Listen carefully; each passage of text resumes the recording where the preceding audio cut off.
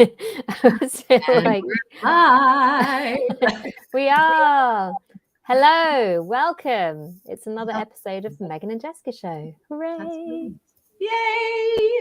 We are here today for a solo show, which we are excited about because we normally have guests, and this is going to be an exciting one to talk about things that are real for us, to talk about things that are real for our businesses, for our clients, and just to have some fun while doing it. Absolutely. And we've got a good thing to talk about today as well, haven't we, Meghann? We do. I'm excited for it. It's a little controversial. It's not really controversial. I think it's interesting because it's one of those things where we actually have come at this in both our respective businesses from quite a different angle. And one of the things that I say to all of my clients is that I don't really do cookie cutter. Like there's no one way to do a really awesome business. And I think we get such exciting results when we make it about us and like the unique personality and preference that we all have in the way that we do our businesses. Meghann and I are good examples of like how to be awesome with completely different business models. So we wanted to spend a bit of time today talking through what we have both kind of put in place in our businesses and just kind of see how that goes. So if you're joining us live, hooray. Feel free to post your questions as we go through. Oh, and I've lost Meghann. Oh, that was unexpected. So what can we talk about while we wait for her to come back? Hold on. Hello. That was fun. Just exciting. Just feel free to disappear for a bit. That's no problem. Sometimes we just have to put our invisible cloak on and just disappear. Yeah, do it. I mean, don't do it. That was scary. I know. Sorry, I don't know what happened. We're here. So what were you saying? Sorry. So yeah, like if you're watching live, we love it when people ask questions. So post your questions about business models and things like that. We would love to talk through some answers to those things and share our insights on that whole thing. Because really, Meghann, the thing that first like drew us to each other is that we both like are obsessed with like getting businesses from 6 to 7 figures. Absolutely. And so let's start there. Let's start with, first of all, did you say the topic of our call today is value? You did already. Perfect. I didn't go into that much detail actually. So yeah, like the topic is value versus volume. And so we will explain more about what that means. Yes. And yeah, let's have a fun conversation. Yeah, I think where we could start is really talking about what that obsession is, like what the drive is from our individual perspectives to get more women from 6 to 7 figures. So let's start there. Why is it so important to you? I am like passionate and obsessed with helping women achieve their potential in the world.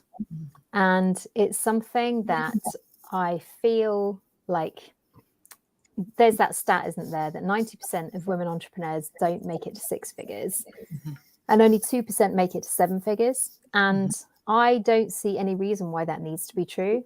I see lots of obstacles that I think women have put in their path and some that we put in our own paths. And so part of my reason for being and the work that I do in my business is helping women who've got that like massive like sense of like potential and that spark of like there is something that I am put on this planet to do, but maybe they haven't given themselves permission to bring it into being yet. Maybe they haven't even given themselves permission to say it out loud. Quite often when I work with my clients, we will have a point where they're like, I've got an idea for something I'd like to do, and I'm like, what? So it's kind of allowing that voice to speak and also following that intuition. Yes. I've actually become very like intuition focused in the work that I do with my clients, which is really different. Like 3 to 5 years ago, I was not like in tune with those things myself, but I think sometimes our intuition tells us so clearly what we should be doing and we don't know how to listen. And so we do all these other things, don't we? We ask a ton of advice, like we listen to a ton of different like content and read content and watch content. And I think often women just end up completely overwhelmed when the answer was in here all along. So I feel like for me, that's been a real spark of excitement in terms of seeing what happens when women get confident to listen to that inner voice, get confident to start stepping into that natural energy that they have, because they're following that path that they are supposed to be on. It's so exciting. And I know, Meghann, that you talk about a lot of these things too. I know you've seen this with a ton of women. Yeah, I think it just is so exciting. This is another reason why you and I collaborate so well, is that we have very similar philosophies. And I think that the beautiful thing about coaches and consultants who do what you do, which is help bring all of your clients back to themselves, to realize that they had the answers all along. And your job is, as this guide, this Sherpa, if you will, to say, hey, I'm going to be this witness to you, and I'm going to be this mirror to you, to hold up, to show you your brilliance, and to help you feel the confidence that you need to be able to pull out of you what it is that you're wanting to create next. It's like, especially women, but men as well. Mm-hmm. We want those advocates that have, sort of walked that path before us, or that can see us from the outside in this brilliant, bright way that we can't see ourselves a lot of times. And that can really just hold the flashlight in front of us and say, let's walk together.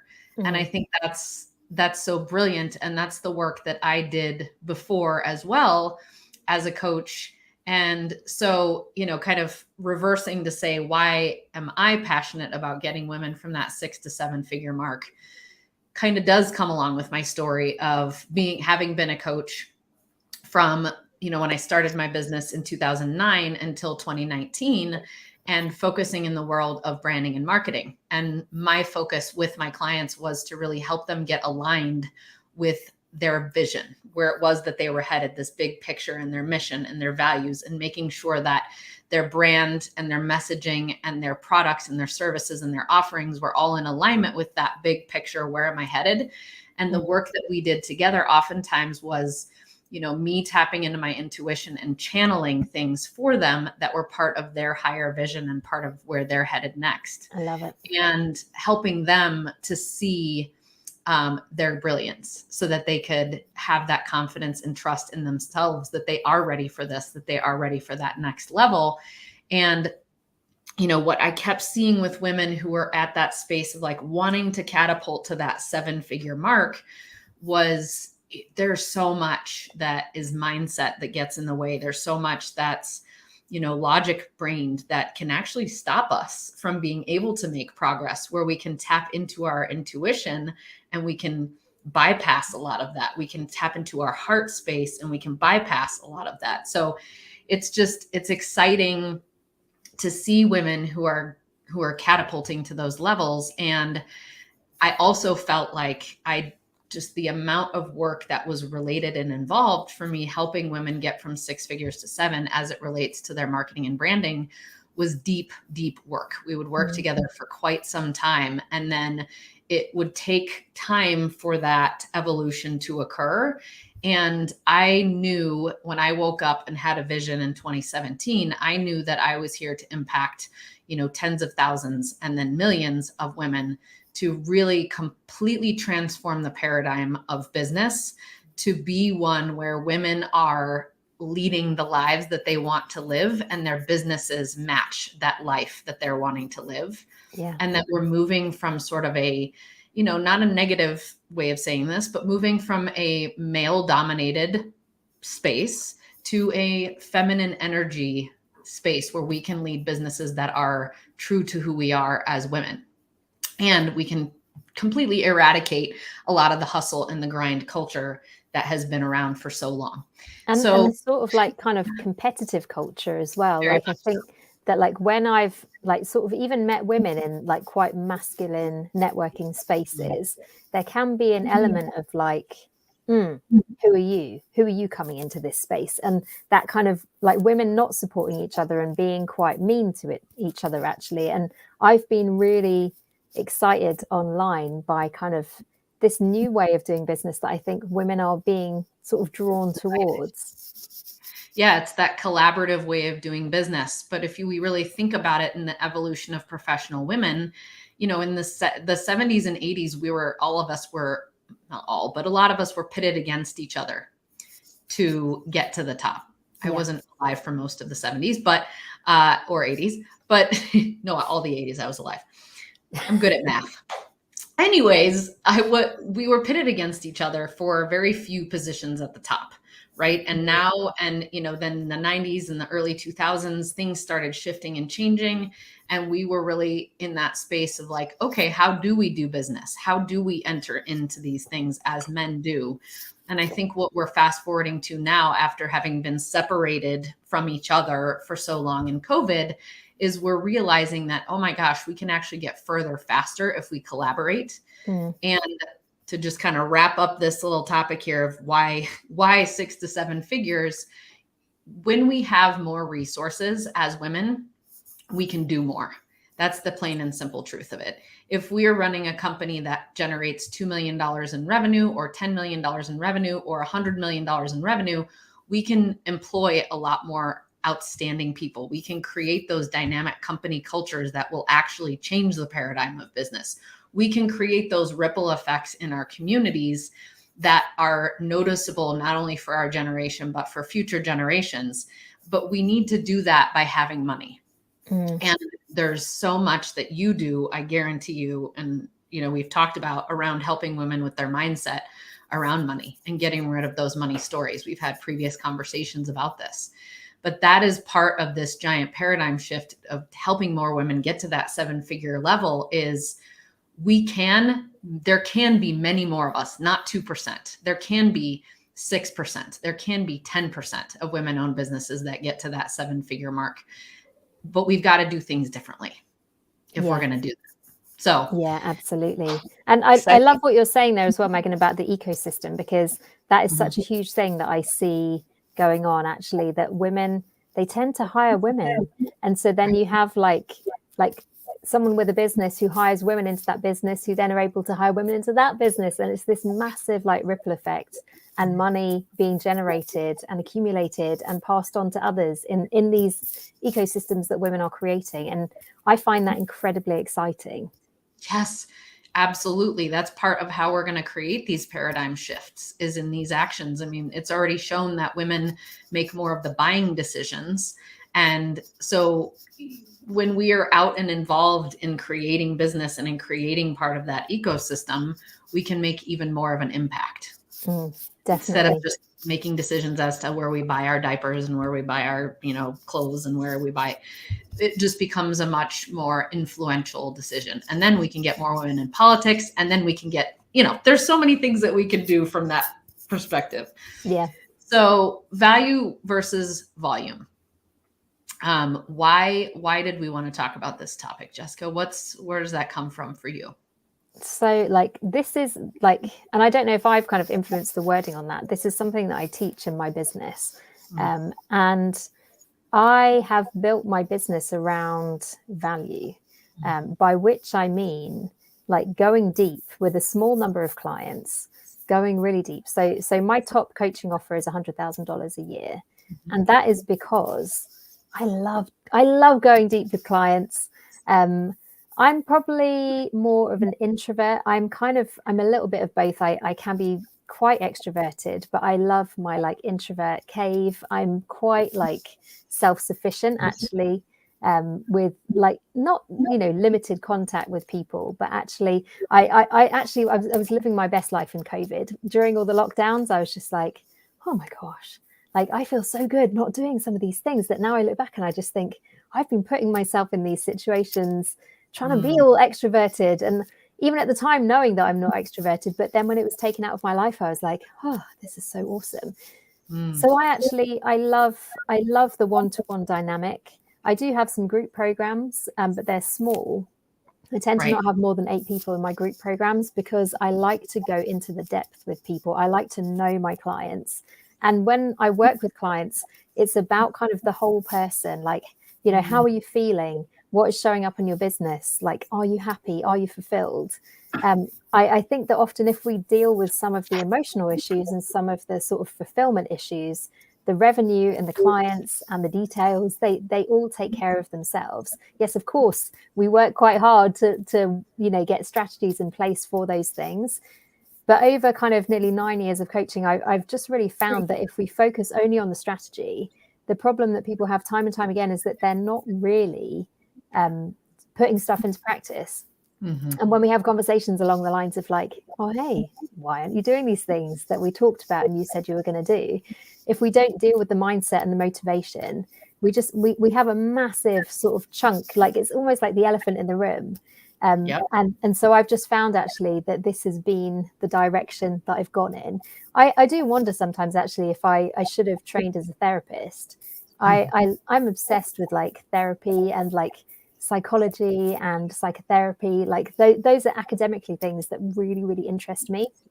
And I think that's definitely reflected in my coaching work. But like something that I do with a lot of my clients is help them. So I talk about a 4-stage framework. And so stage 1 is kind of like the entry level beginner work. Quite often when I start working with women, they're like, I do this training course and I do it all the time and I feel really bad, but I'm bored. And I often say to them, like, you are bored because actually you're capable of a lot more. So instead of like getting them focused on like the stage 1 work, which is quite low paid, very repetitive, not very challenging, doesn't really get them doing the things that they have the ability and the desire to do, we flip the diagram upside down. And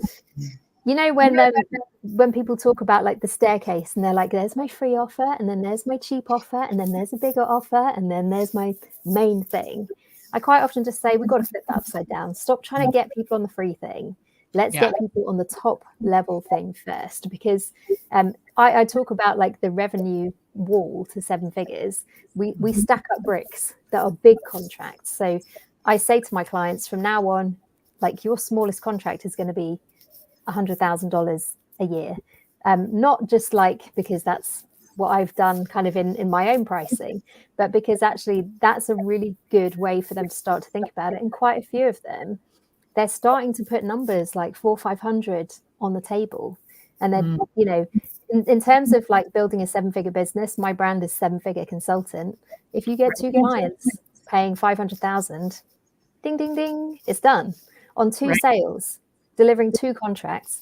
And I think when women are in that stage where they're kind of going, oh, here's $5,000 worth of work, here's $10,000 worth of work. That's a lot of sales and a lot of delivery to get yourself to 7 figures. So it's like a practicality thing, but it's also like, how do you find your deepest fulfillment? But the caveat that I want to put in there is that, like, although I have a value-based sort of preference, what I do find with a lot of my clients is that when they are getting established, when they're starting to build a bit of an audience themselves, that's when I like to add in the volume, because there start to be these things, so quite often clients will say, people keep asking me to put together like a group program, or people keep asking me if I can create a course for this. And sometimes like there's crazy demand. One of my clients, she just made like a free video, like 900 people downloaded it in a week. It was like insane. So like we can do both, but I like to encourage people to go for value first, because it just means that when you're thinking about a lot of these volume issues, and you do need to have like people there, don't you? You need to have people on board to be doing a lot of the things. There's more transactions happening, there's more kind of churn, there's more things going wrong often. It means that you've got the money in place from your high level work, your stage 4 work, to be able to fund a lot of that and to do it with experts on board, rather than just bootstrapping the whole thing and being like, oh my gosh. So that's kind of my approach. Meghann, like I really love this conversation, because like I kind of already know what you're going to say, but you have taken a really different approach, and like you've built such an awesome community. So tell us about that. Yes. So I came from, like I said earlier, the coaching model, and also completely agree that a lot of times I think we're getting better as women at getting beyond that trading time for money. But that was what I found myself doing a lot in the beginning of my career as a coach, was not knowing anything about business, not knowing anything about how to price or position or anything myself. I was doing the whole like, I mean, you're going to laugh, but in 2009, when I started my company, I was doing social media management and I was charging $50 to $100 a month to manage people's social media. Do you know what? No judgment over here, because the first client I ever had, I charged them $30 for 2 hours. Yeah. I mean, we have to start somewhere, right? And we have to realize things. And, I'm proud of myself for making it through those ramen years. So do you know what ramen is? I don't know if it's an American. Okay.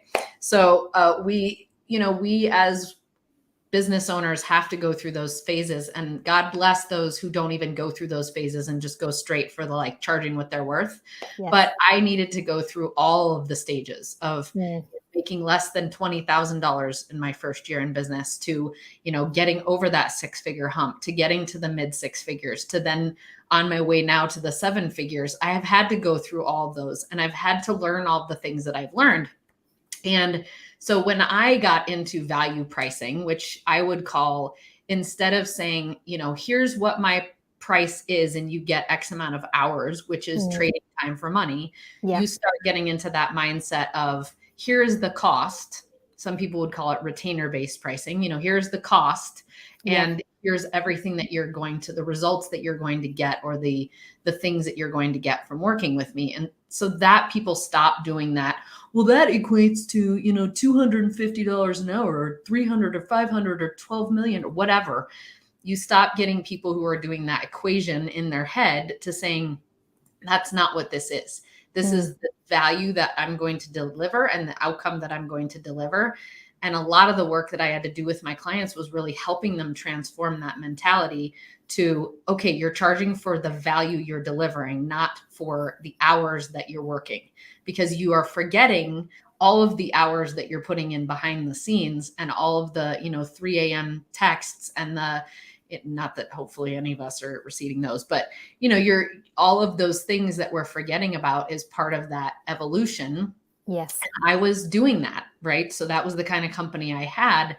And I am coming to this from a different perspective as Jessica, in that I'm a raging extrovert. So I was feeling like I had figured out Zoom back in like 2016. So I was having a lot of my client sessions online because, them coming to my office or me going to their office was not really sustainable. And so I was figuring out these things, and I'm like, God, I'm lonely. I really don't want to be here by myself in my office all the time. And also was feeling like, gosh, I have a lot of work that I'm doing, and there are so many things that I could have done better. Trust me. I'm not charging enough for the value that I was delivering, and the amount of time I was spending with my clients, the amount of time I was spending on follow-up, et cetera. But I got to that point where I'm like, I need something where I can get together with my people, my power partners and my clients, and get them all together in a space. And I'd been networking for years and couldn't stand the way that most networking was. So that was really my impetus for creating the Dames. And it was a product under my marketing business for a long time, if you will. And I never thought that it would be that I would create this volume business. I never thought that I would. I didn't, like, all of this was divinely guided and planned, and not planned. It was all divinely guided. So I did get to that point where, I was having Denver Dames events, and then I had an intuitive download in 2017 of where the Dames was going to go. And that was when I was able to really create the online platform. And here's another dingleberry story. When I started the Dames, I charged $37 a month for the membership. I kick myself all the time for starting that low, because then what I kept telling myself, sorry, it just got really hot. What I kept telling myself was, man, I'm going to have to incrementally increase these prices over time. And when I finally realized that I had to do a massive increase in order to get up to where I needed to be, that was the most painful thing I ever did. So I think, what I love about what you said, Jessica, was that there's not a one size fits all approach for everyone. And I did feel burnt out most of the time by the one-on-one model. It wasn't life-giving to me all the time, but I told myself for years that I couldn't give up my marketing business because I loved the impact I was making on the women that I worked with. So I completely understand that. Yeah. And I really understand that for you. Sorry, I muted for a minute because someone's rung the doorbell. My dog is going mental downstairs, but my husband is in control. It's all fine. But no, I really get that for extroverts, that like sometimes it's like you kind of need to be like in front of an audience. You need to have a crowd gathered. It's not enough to just do this like sort of one-to-one.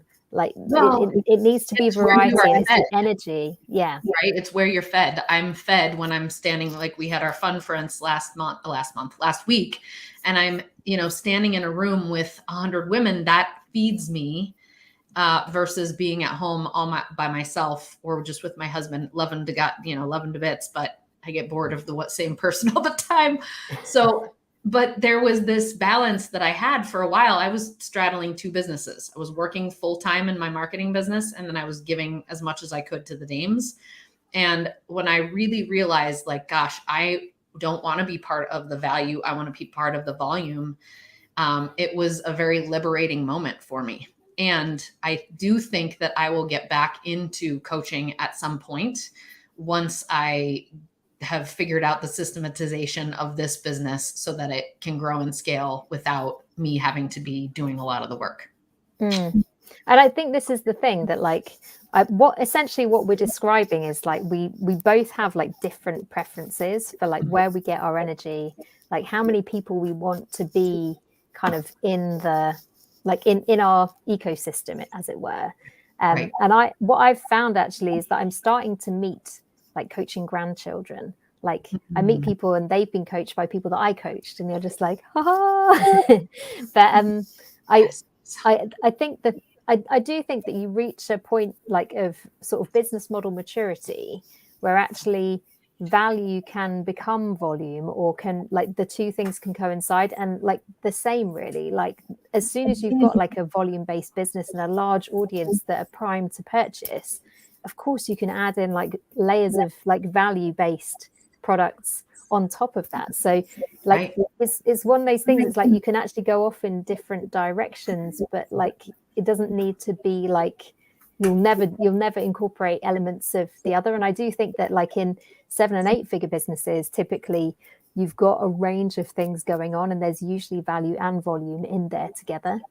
Yes, absolutely. That I'm writing notes because I'm like, yes, that's what tends to happen, right? Is they do tend to go, I think we realize as we get more experienced in business that there are different ways of creating our business model that work better for our own energy and our own desires. And that's that point that we get to where it's like, yeah, once I can systematize this, then I can put more effort over here, or I can create this mix of offerings that we deliver. I could have, Dames members who are facilitating these more in-depth mastermind retreats. There's so much that's coming, and that's an exciting thing. But one thing that I just want to say is I think so many women and business owners as a whole, they come into business and they just do what everybody else does, which is I'm going to follow a carbon copy model,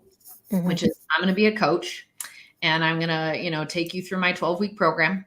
And I'm going to, it's just this thing that everyone thinks, oh, I should just go into business and be a coach, and I should do it this way. And if I follow this model, then I'm going to be successful, blah, blah, blah. And I think that that's a detriment because it burns a lot of entrepreneurs out to be in a certain business model that doesn't light them up. Yeah. And I think for introverts, trying to fake it as an extrovert is exhausting. Like extroverts trying to be secluded is exhausting. It sends them crazy. Absolutely. My extroverted clients, they need to find ways of actually getting that energy, because if you just put them at home the whole time, then they're just like, my soul is dying. Like it's not a happy place for them. And I think it's having the confidence, isn't it, to know what is right for you. But I also think that is kind of almost like a coming of age, growing up thing that we all need to go through. Like, I think there are seasons in life when we're younger where we're just like, I'll just do what my friends do. I've never really been like that. I would, you know, like all my friends used to like this particular boy band, and I was like, oh, they suck. I'm going to listen to this music. And I had like my Britpop indie, and I was just like, I refuse to join in with you. But I think I have always been like that. But like even me, like there are things where I've just been like, yeah, I'll just do what everyone else is doing. And then you just get to a point and you're like, this really isn't working for me. Like, Yes. and I think we have to kind of own it ourselves, don't we? And just be like, who are you as a person? And actually, what do you want to do? Because we have so much freedom as entrepreneurs, but I think that's a really scary thing to be able to carry often, because it can just feel like I don't know what I'm supposed to do. And I think particularly for me, I found like when I've had jobs, I've just often been quite like, oh, stop telling me what to do. And then when I got out of my own business, I was like, please will someone tell me what to do? It's just, I think we need to talk about that, because I think that there is, yeah, I mean, we're going to have this conversation on a future call too, just around the, gosh, I don't remember what I called it when we were talking about it in email, but basically the, you know, the anxiety that comes with being an entrepreneur, or sometimes the depression that comes, the mental health challenges that come with it can be huge. Yeah. It can be enormous. And, having the space where you can process these things and you can talk about them and you can feel free to discuss that, whether you're an extrovert like me and you prefer to do it in a group setting, or you're an introvert and you're like, hey, I just need like 3 people to talk to because I'm a female business owner and I want to talk to others who understand me, who are at the same level, who get it, you know, and that's the space that we create in the Dames. And the space you create as a coach is that freedom to be able to be wherever you're at, and to know that there is an advocate in your coach, Jessica, who's here to hold the space for you and hold the vision for you while you need to learn new skills, and while you need to fumble, and while you need to, you know, have the celebrations and everything in between as you're growing and learning and, you know, moving to that next level.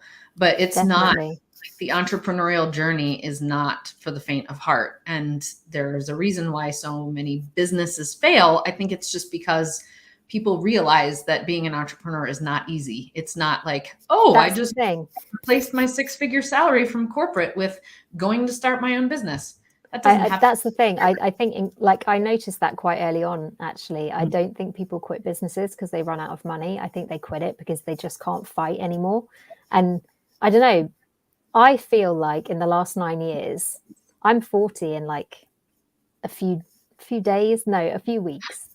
But I just feel like I started my business when I was 31, and I am not the same person because the journey that I have had to go on. But I was saying to a client earlier, we get so resilient because there are so many knocks. There are so many disappointments, so much rejection, so much like getting in your own head and having to work through the mindset.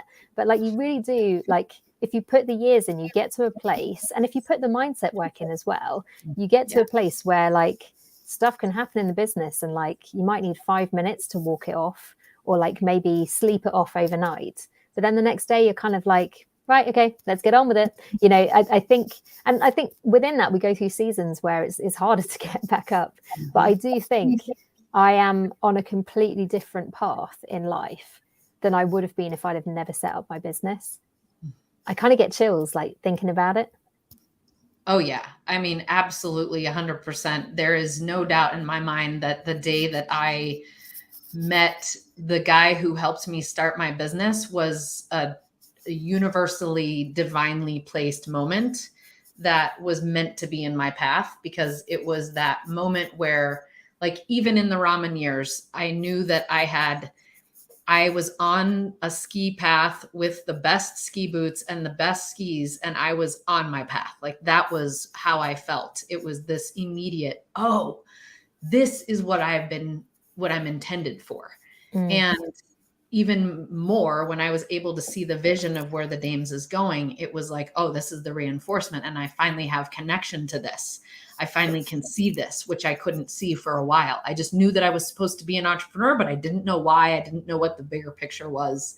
But once that came clear, it was a whole other echelon of whew, yes, this is the impact that I'm here to make. And I think we all have such unique contributions to give to this world. And I'm very grateful that my unique contribution manifested in this awesome network for women, where we're really doing things differently, in that there's so many paradigms that we're breaking as women, and that we're saying no longer will we have crappy networking, no longer will we have crappy businesses, no longer will we apply ourselves as if we were men, because we're not. And we don't have endless warrior action, to energy. We need to be in flow at times. We need to be in that creative space at times. Anyways, I'm obviously on a soapbox right now. I love it. But the thing is, and this connects back to like why are we both so into like the 6 to 7 figure transition?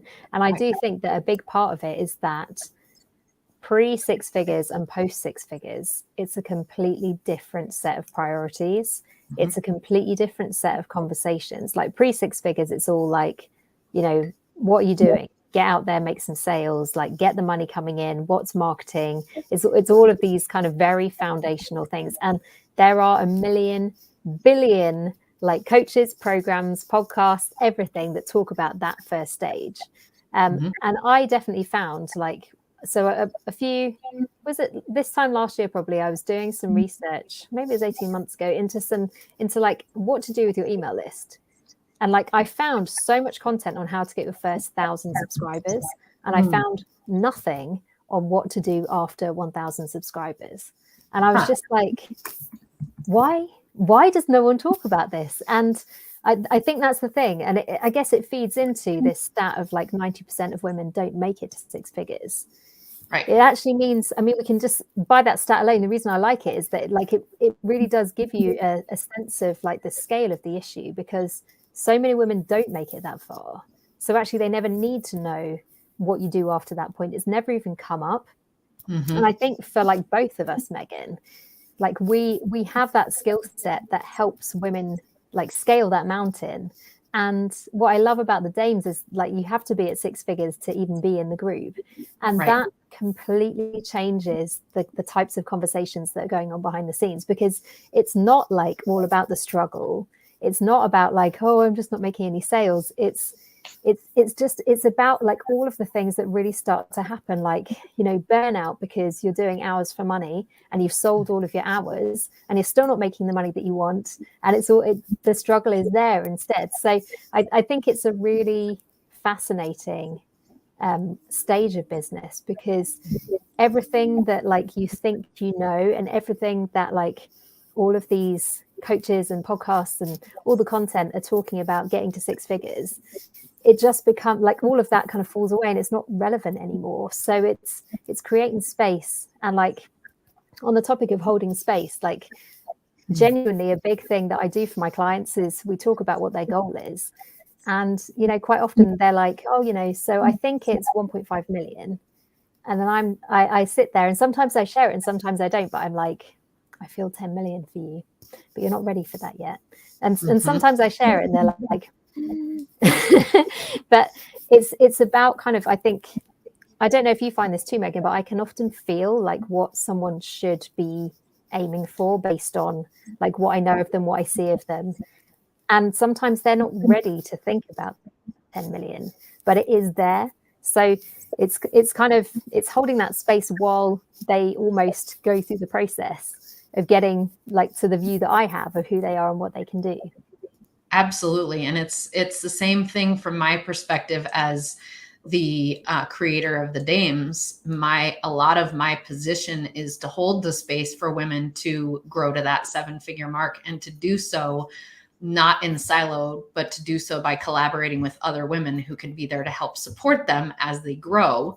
And, you talked about, I don't know that you said this word, but I love using the word ecosystem in terms of when we start a business or when we start a movement, we are creating an ecosystem. And the more intentionality we put into that ecosystem, the easier it is for women or men, whoever your clientele is, to recognize that they are meant to be there.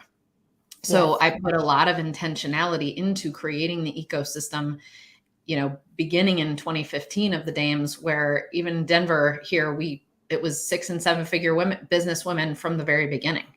And it is also a different culture of the fun and the love at the forefront, where we do have a lot of those who are more woo-woo in a sense that they're explaining things and they're using their intuition when they're talking about it. And, we're holding the space for each other to live into what we see for each other. And yeah, absolutely. I mean, I think that there are so many clients where they have to be able to sell it, right? You can develop an offer that's XYZ, but if they can't sell it, then it's not going to be helpful. Just like when we get to this point of me sort of leading this revolution or this movement, I get to hold the space for women to see that they can get to that 7-figure mark, and I get to celebrate them when they get there and then say, hey, how did you do this? So that we can show all these other ladies that it's not a carbon copy print of how you do it. Yes, and exactly. There are elements that are unanimous. Is that the word? Yes, I think. Yeah. Across universal. Yeah. Universal. Yes. Universal across platforms, which is, in my philosophy, the way that I say it is you can only grow as much professionally as you're willing to grow personally. That means, just like you said, the consistent mindset work, it's a must. It's not like you just get to a certain point and you're like, yeah, I got all the mindset stuff figured out. I don't need to do it it's anymore. Such a shock, isn't it? When we're like, I've just had a big breakthrough, just had a big up level. And then you're like, oh no, why is this happening again? It's like, well, this is it. Yeah, this is life. This is human. And if you, if you decide and you see that big picture vision and you keep moving toward it, it's not like the problems disappear at some point. It's not like it just becomes super easy. The problems shift when you go from 100K to 250K to 500K to 750K to $1 million to $1.2 million to the problems shift and the challenges shift. And it's interesting to see how universal they are.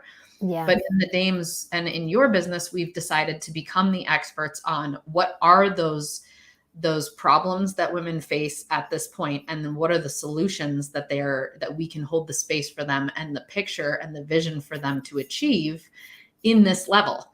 Yeah. Because like you said, there's so many resources for that sub 100K, but there is a whole suite of challenges and changes that happen between 6 and 7 figures. And then there's a whole other suite from where you're going from that 2 million to 10 million and then beyond that. So we get to create the ecosystem that we are the experts in for our clients and our members.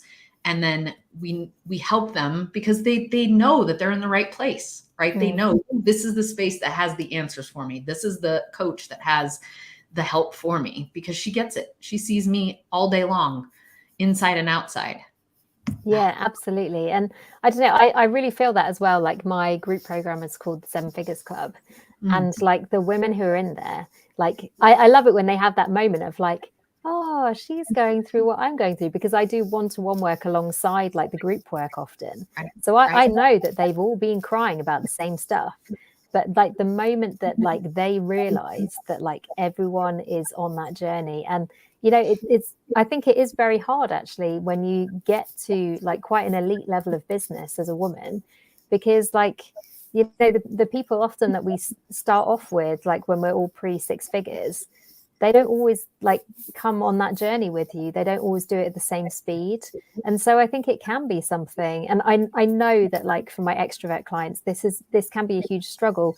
You don't have those things in common anymore. You don't have the struggle in common. Like you've moved past some of the scarcity mindset stuff, which holds you back, because you have to if you're going to move forward. And some people, they don't want to come on that journey. They want to stay in that kind of 0 to 100K stage indefinitely. If you ask them, they probably wouldn't say that they would, but because they're not doing the work and they're not kind of having those breakthroughs, that is kind of the result of it. But I think that makes it all the more special to be in a group where like women really get it. And I think that's one of the magical things about the work that I think both of us do. Yeah, because that kind of, it is like a namaste, isn't it? Like the light in me recognizes the light in you. And it's just being like, oh my gosh, there's more people who are going through this. It doesn't just have to be like us with our MacBook Pro I don't know if you have one of those, Meghann, but like when I started my business, that was like the synonymous thing that you had to have as a female entrepreneur. Right. But, you know, we can feel quite kind of trapped in that sometimes. Mm-hmm. Yeah, absolutely. And I mean, I think that's the moral of the story here with all of this, is that there's not a one size fits all approach to business. And there are many different ways to get to that successful space.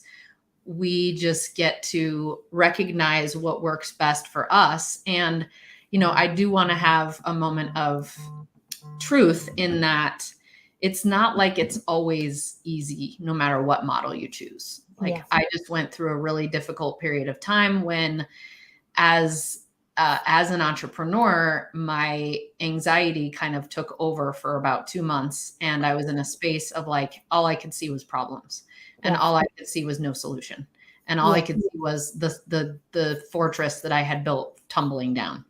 And that is a scary place, but that used to happen when I was a coach too. And I had 10 clients, and then I was struggling to sell to get to that, 12 clients that I needed. Or it's not like we just choose a model and then it's always easy. We're going to have it's kind of the opposite. But I think that's the thing, isn't it? Like when you are intuitive, when you're very empathic, as I think both of us are, Meghann, that means that like if your anxiety spikes, then it's like, oh my gosh, because it's like your secret power that then becomes like one of the most difficult things to manage in your life and in your business. And like I've definitely had like the same thing. I had like a sort of 4-month bout of quite strong anxiety about this time last year, and actually like it became like a really important part of my routine to manage that state. And actually like I did get it under control again. And then I agree with you totally though, because once you've been through it or cycled through it several times, it becomes like, like you get hot and you sweat. Like that's what it feels like. It's like this happens sometimes. We know what to do. Like we know that it's going to go away again. But I do think that we can go through times where we can't feel the clarity, and that can lead to actually those thunderbolt moments that I know we've both had, where it is just like, this is what I was supposed to do. So, I think it's, and I say this to clients quite a lot, is knowing, is this out of alignment? Am I feeling a lot of churny stuff? Because actually I've fallen off the path that I felt I was supposed to be on, and like this isn't aligned. Or is it that we're feeling resistance? And like those two things, they can feel exactly the same, but it takes quite a lot of, sometimes it just takes time, but it takes quite a lot of intuition and quite a lot of ability to sit with that discomfort and just be like, what is actually going on here? And it does make a really big difference when you can do that. I mean, I think that's a whole other topic for another day that we could discuss, which we should write down as feelings, being willing to feel your feelings, because, I mean, I've done many a podcast and such interview around the fact that I quit drinking 5 years ago because I continued to feel a block between me and my vision. And I felt the haze of, why don't I feel this clarity toward where I'm moving? And it's because I kept seeing this giant block in front of me, this big rock that I just kept tripping over again and again and again, which was drinking for me. And so we have those things that create a block to being able to really feel, and then to be able to really make those moves that are accurate toward our epic missions and our visions. And so for me, once I removed that, that's when I started feeling all the feels in an even more intense way. I've written this down because like I have so much on this, but yeah, like that blocking behavior. We have to talk about this in a future episode. We absolutely do. Now I've realized, having said, if you're listening, please comment. I actually had the wrong screen showing, and I've just noticed there's comments. Lynn, I'm so sorry. Sorry, Lynn. I'll read the one that Lynn did most recently. She says, it's possible to give and build high value at high volume.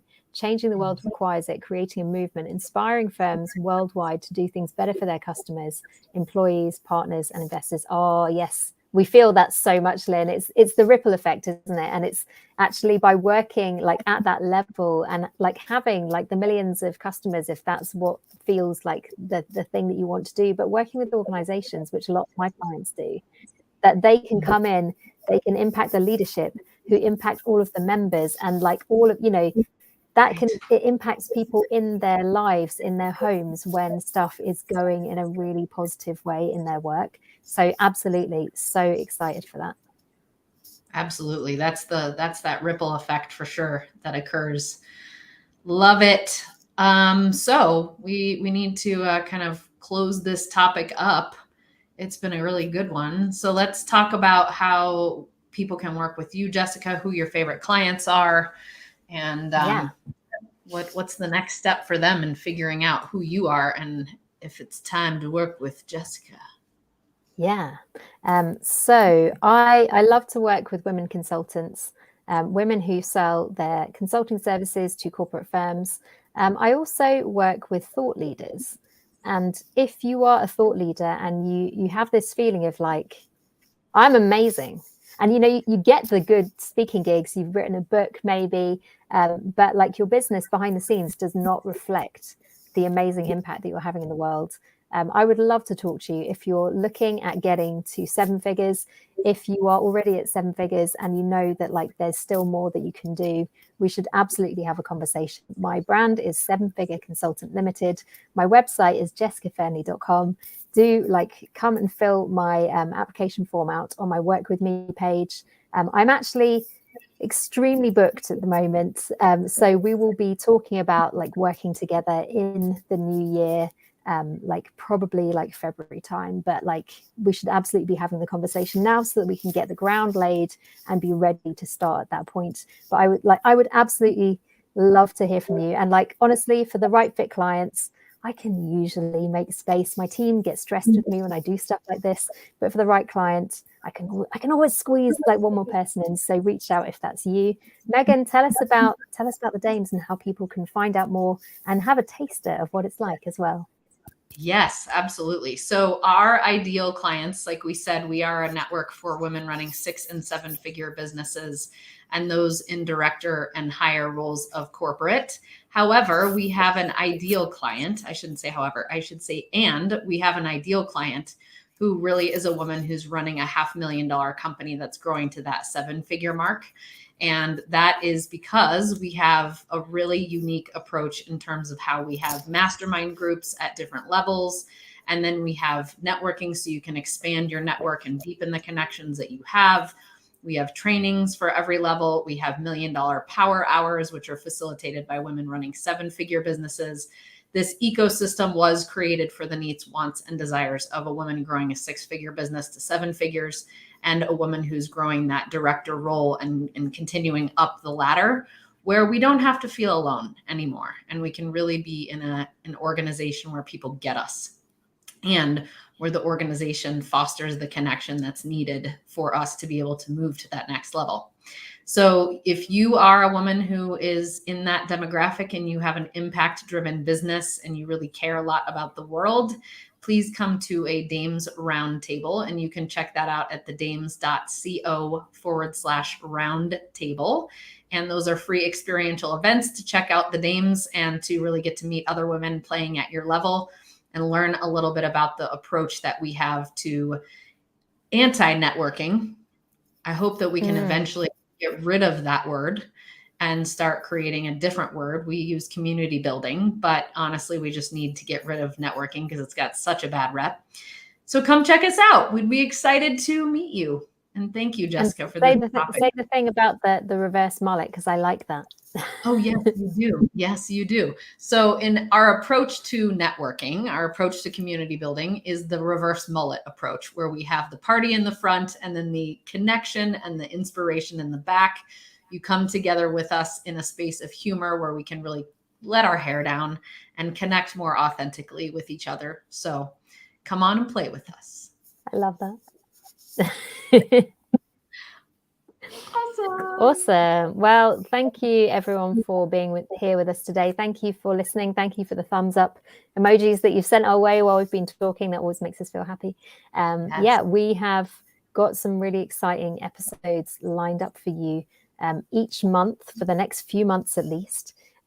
We actually have a link to a thing called Ad Event where you can subscribe to our calendar so you get advance notice. You can put all of our upcoming dates straight into your diary. It would be so great if I had that to hand right now, wouldn't it? But we share it a ton on our posts about our Meghann and Jessica Show episodes that we're doing. I will put it in the comments to this later on. So do come and grab that so you can get front row seats for the next few conversations we'll be hosting. Beautiful. We'll see you, ladies and gentlemen, in the next Jessica and Meghann show. Oh, I thought I pressed it, but I hadn't. Almost seamless. Hold on.